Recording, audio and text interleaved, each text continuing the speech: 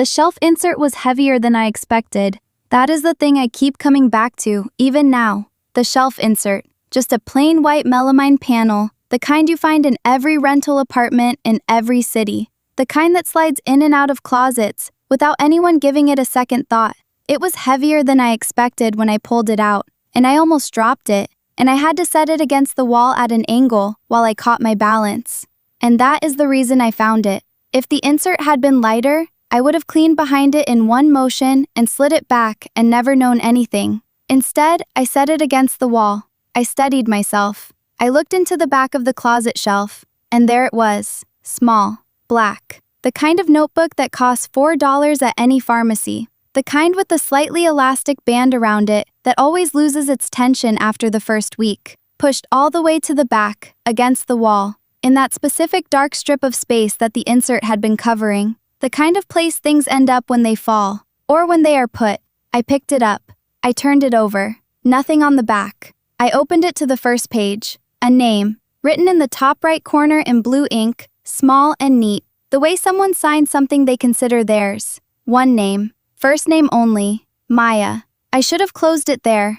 I know that. I should have closed it, noted it as property left behind by the previous tenant, and either put it with the mail I had been collecting for her, or handed it to the building manager. That is the correct thing. That is what a person does with someone else's private notebook. I turned to the second page. The first entry was dated 14 months ago. It was about the apartment, moving in, the boxes, the particular quality of light in the bedroom in the afternoon, how she had already decided she liked it here. It was the way anyone writes when they are new somewhere and feeling the specific, mild optimism of a fresh start.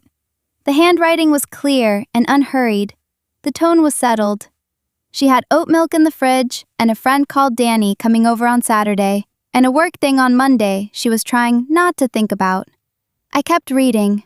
I was standing in the closet with the shelf insert leaning against the wall beside me and the overhead light on, and I kept reading, and I cannot tell you exactly when the ordinary good feeling of those early entries started to shift, because it did not shift at once. It shifted the way water gets cold when you have been sitting in a bath too long, gradually, and then you notice it, and you realize it has been happening for a while. I got to the last entry. I stood there in the closet and I read it twice. Then I closed the notebook and I sat down on the edge of the bed and I looked at the floor for a while. The last entry is dated 3 days before Maya gave notice on this apartment and left. It ends mid-sentence. Not at the bottom of a page, not at a natural pause, in the middle of a paragraph, in the middle of a thought, with a pen mark that drags across the page from the last word to the right-hand margin, as if the pen was put down very quickly, or knocked, or simply stopped. The last complete sentence Maya wrote, the last thing she finished before the pen dragged, was this. He was here again today.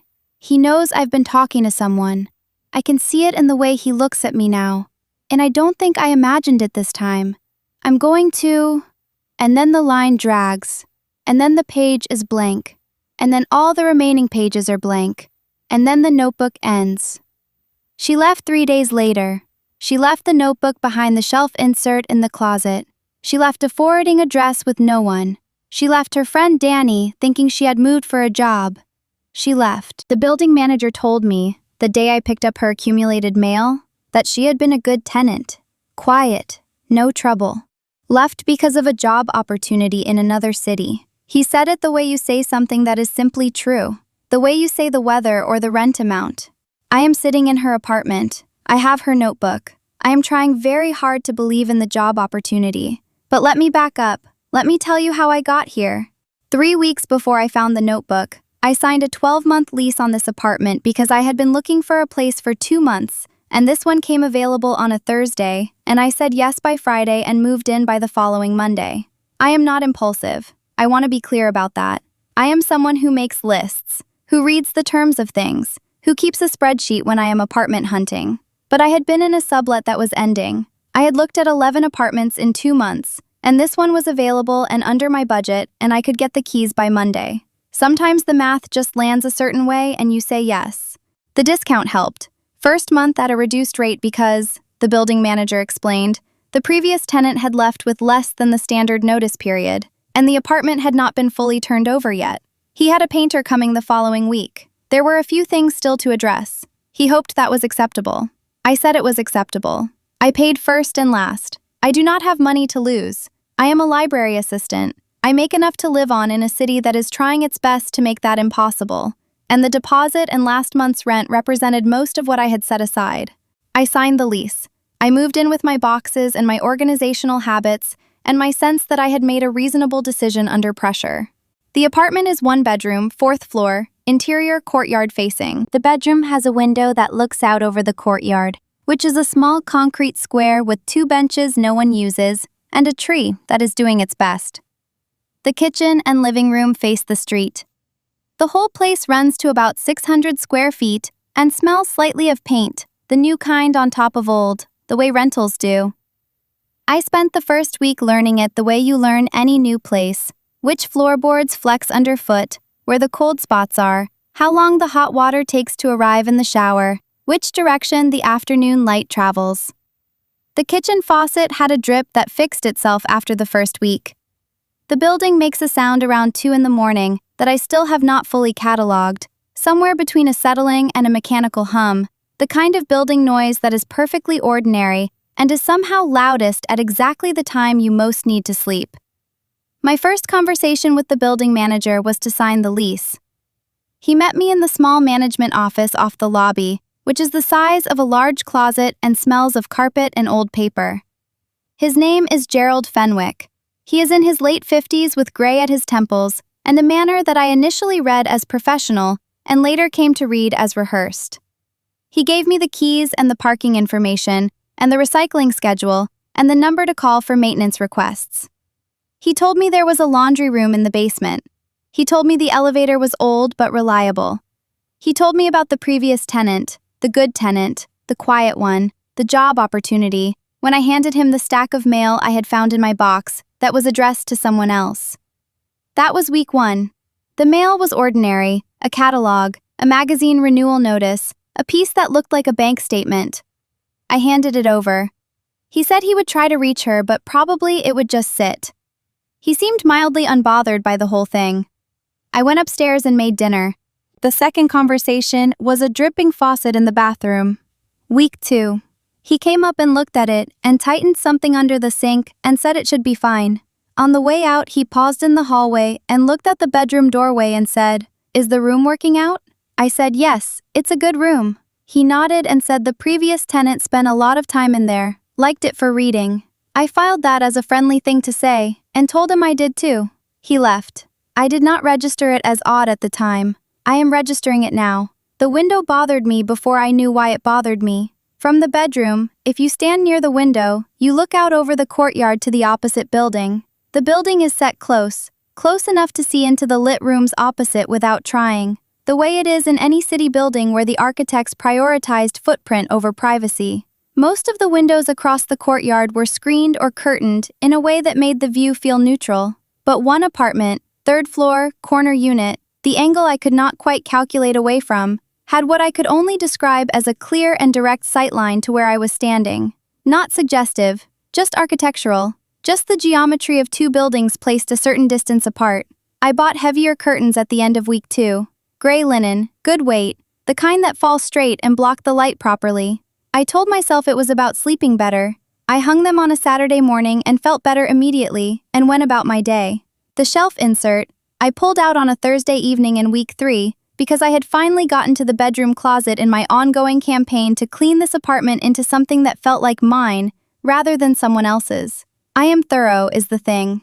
I clean places people do not clean. I was raised with the understanding that the backs of shelves and the bottoms of drawers are not someone else's problem. They are your problem the moment you move in. I pulled the insert out. I found the notebook.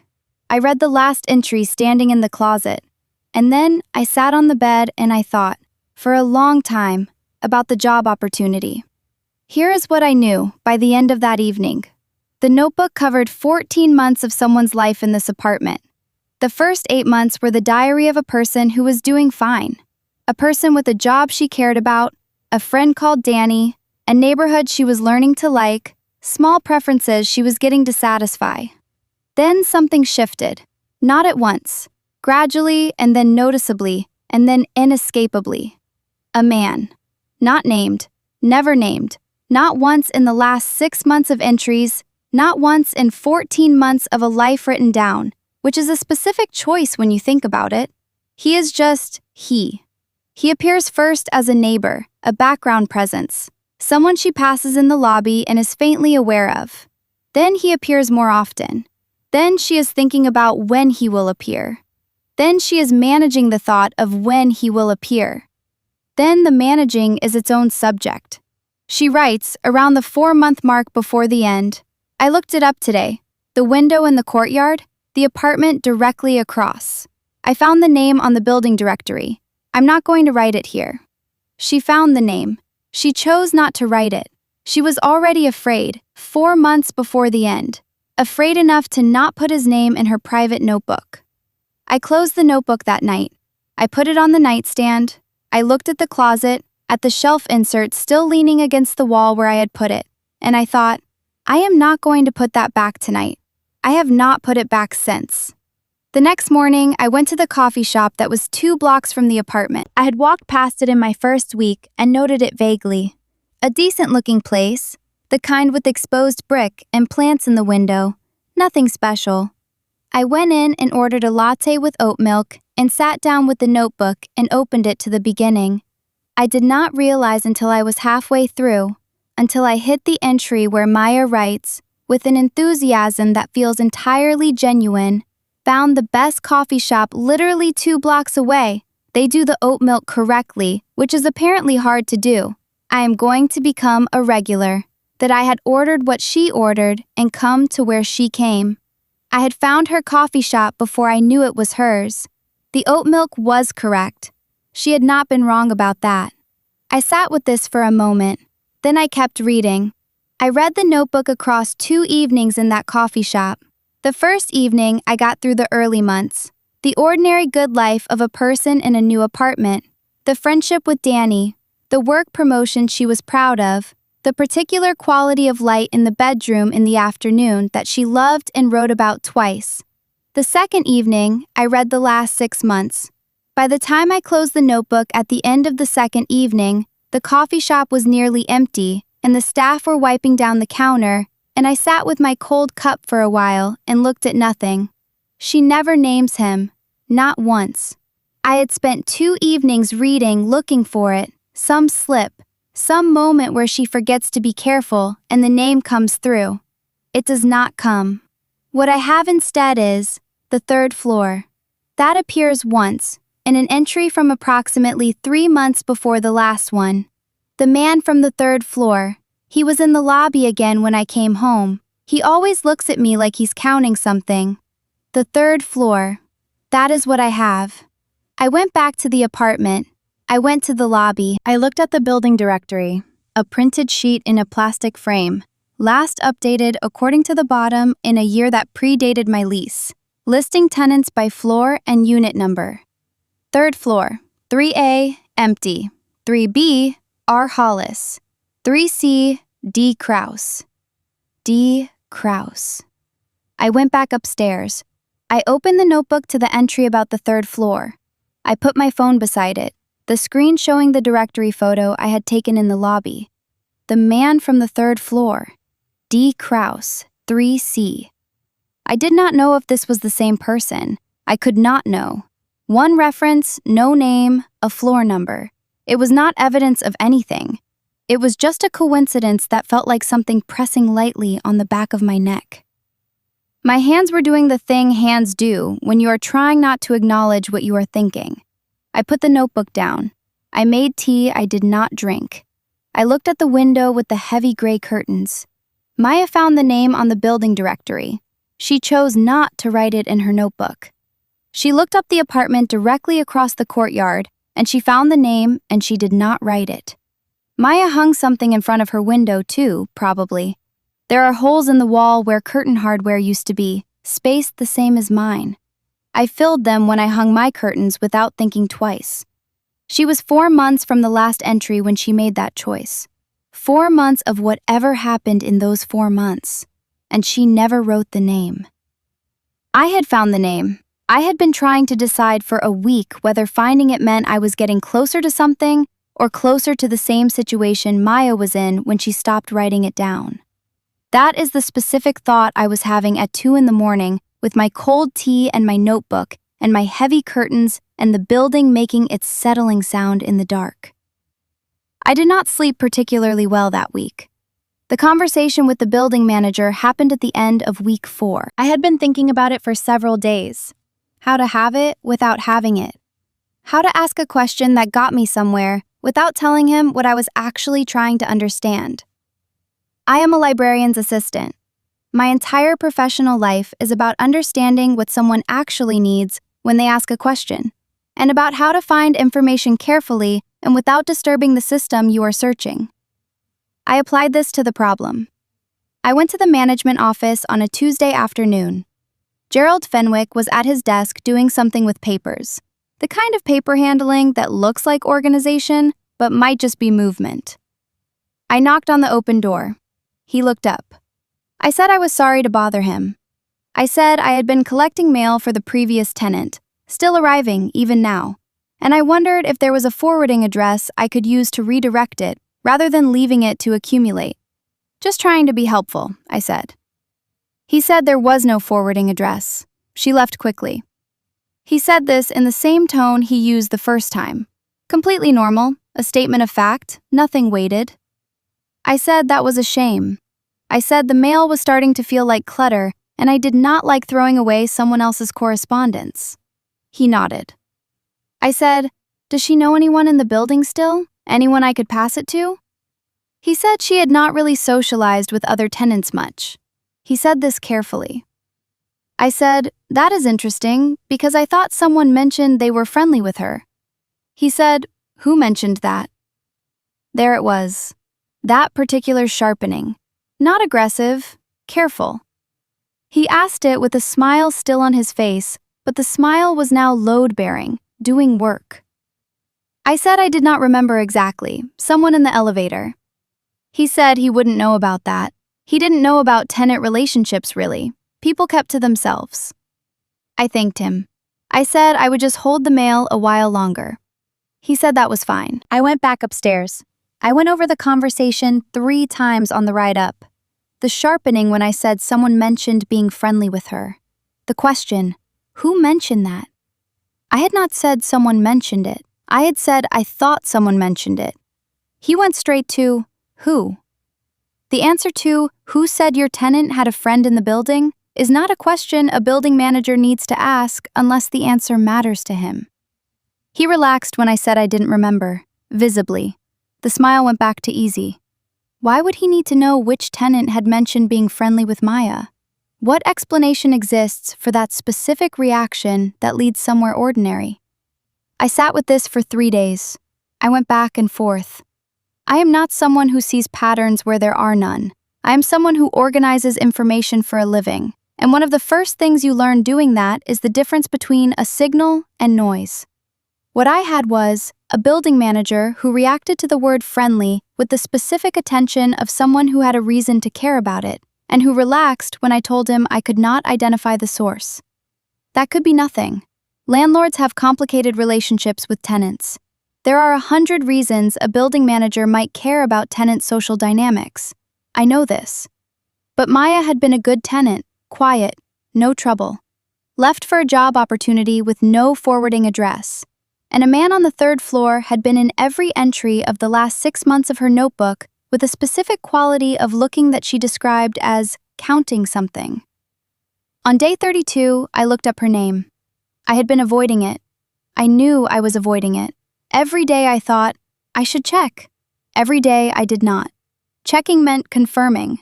As long as I did not check, the notebook was still just a notebook left behind by someone who moved quickly and forgot it. And I was a person who had found it and gotten too invested in a stranger's private thoughts. On day 32, I sat in my living room with my laptop and I searched Maya Ostrova missing, because I had her last name. That is the one thing I did not tell you yet. It was on the bank statement in the accumulated mail pile, the one I handed to the building manager in week 1, and then he handed back in week 2, saying he couldn't reach her to forward it. I put it with the rest. I had not opened it. But the name was visible through the envelope window. Maya Ostrova. I had had her last name for weeks and had not searched it. I was not searching it on purpose. Maya Ostrova. Reported missing by a contact named Daniela Marchetti. Filed 6 weeks after Maya gave notice on this apartment. Daniela, Danny, had assumed she had moved. When weeks passed with no contact, Danny had called the number she had, which went unanswered. And then she had called Maya's workplace, where they told her Maya had given 2 weeks' notice and left. And then Danny had filed the report. The contact information on the report listed a best friend since college.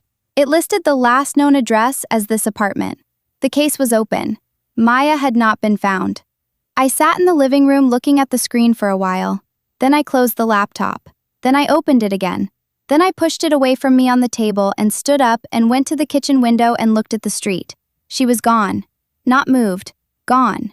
The job opportunity was not a job opportunity, or if it was, no one had heard from her since. I was living in her apartment. D. Krause was in 3C. Gerald Fenwick had tightened a faucet in my bathroom and said the previous tenant spent a lot of time in the bedroom, liked it for reading, said it as if he knew her habits specifically. And Maya's last entry ended with a dragged pen line, and 3 days later she was gone and no one had found her. I did the calculation I had been avoiding since week 3. 12-month lease. First and last month paid. Deposit. Money I did not have to lose. At a moment when I had no immediate alternative and could not produce first month elsewhere on short notice. I had been doing this calculation in the back of my mind every time I thought about the notebook and the window and the name on the directory. Every time I talked myself into staying, the calculation was part of the reason. But there is a level of information at which the calculation changes. I had hit that level. I was not yet certain I was in danger. I want to be clear about this because I do not want to over-dramatize what I was thinking in that moment. I had a notebook. I had a missing persons report. I had a building manager who reacted oddly to one word in one conversation. I had an apartment number on a building directory and a reference to a floor number in a diary entry. I did not have a direct connection. I did not have evidence of anything. I was a 29-year-old library assistant who had found a notebook and done a search and was now sitting in her kitchen at 9:30 at night trying to understand what she was actually inside. But Maya had not been wrong about the window. She had not been wrong about the name she chose not to write. She had been afraid enough in her private notebook to not write a name, and she was gone. I am the kind of person who finishes things. I have been this way since I was a child. Books, projects, arguments, cleaning the backs of closet shelves. I do not put things down half done. I started reading the notebook before I understood what it was. I was going to follow it to where it ended. But I was going to do it from outside this apartment. I called my friend Petra. I said, "Can I come over?" She said, "Of course. Are you okay?" I said, "I'll explain when I get there." I put the notebook in my bag. I took my laptop. I took my toothbrush and 2 days of clothes. I locked the apartment and I went. At Petra's kitchen table that night, I told her the whole thing. She is a good listener, Petra. She works in social work. She has a professional capacity for sitting with difficult information without reacting before she has understood all of it. She let me go all the way through. When I finished, she was quiet for a moment. Then she said, "You need to take this to the police." "I know," I said. "Tomorrow," she said. "I know," I said. She made me tea. We talked about what I would say and in what order. She is methodical too, in a different way than I am.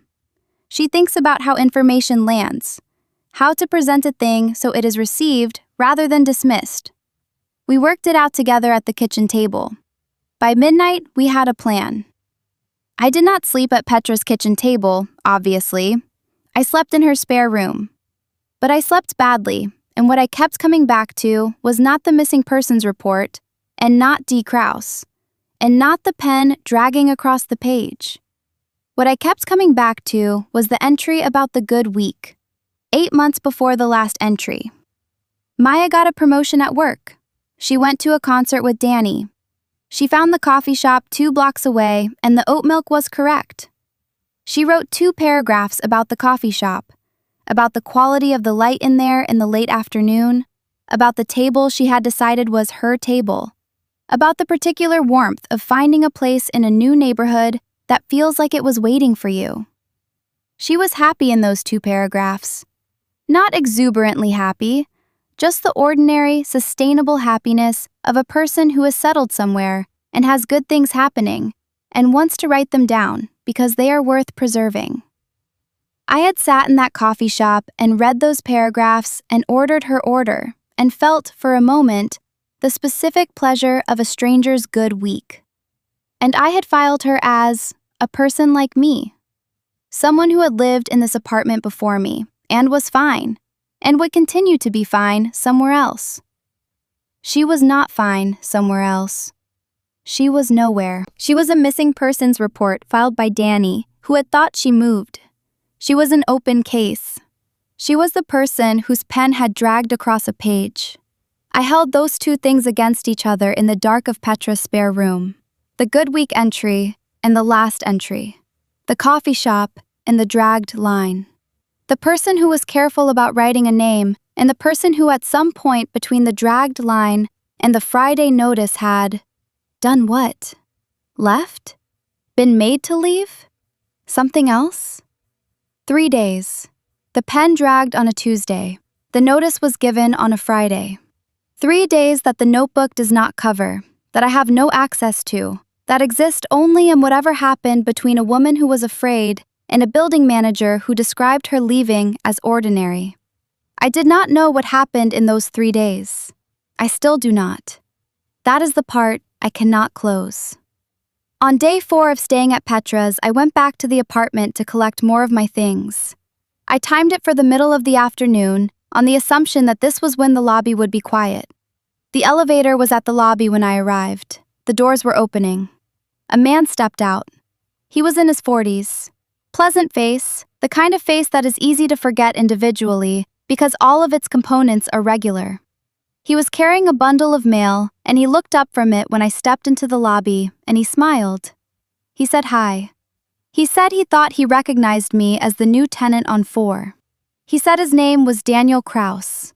He was in 3C, he said, if I ever needed anything. He asked if I was settling in okay. I said yes.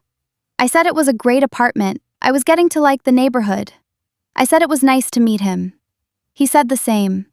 He said the previous tenant had also been a great addition to the floor. He said this with a kind of warm sincerity that would have landed as a genuine compliment if I did not already know, or think I knew, or have reason to suspect what I thought I knew. He said, I hope you are as happy here as she was. As she was.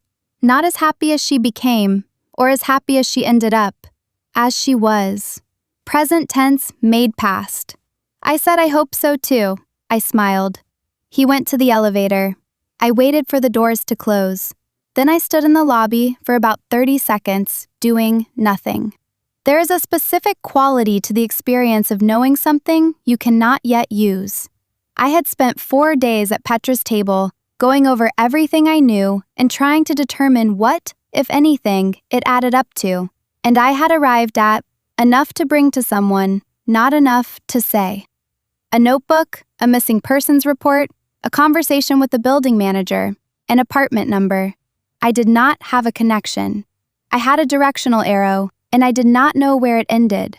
But I had just had a 90-second conversation with Daniel Kraus in 3C in which he expressed warm regard for the woman who lived in my apartment before me and the woman whose last notebook entry ended with a dragged pen line. And I had smiled and said it was nice to meet him. And I had meant none of it. And he had. I did not know what he had meant. I did not know what was behind the smile. I did not know if he knew what I was carrying, or if I was standing in the lobby of a building with a perfectly ordinary neighbor who had simply lived here long enough to notice who came and went.